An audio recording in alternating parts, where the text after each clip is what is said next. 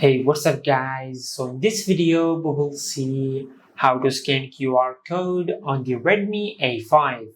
Now to do that, just open the Play Store app on your smartphone.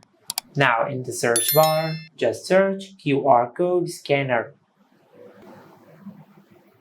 From here, just scroll down and install this app on your smartphone.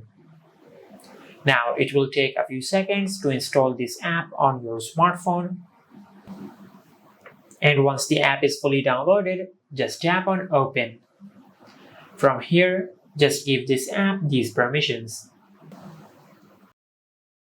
Now from here, just scan any QR code from this app.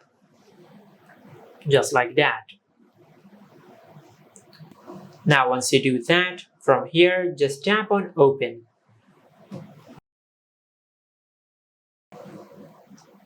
Now as you can see, it is opening the website of the QR code which we have scanned. And this is how you can scan QR code on the Redmi A5.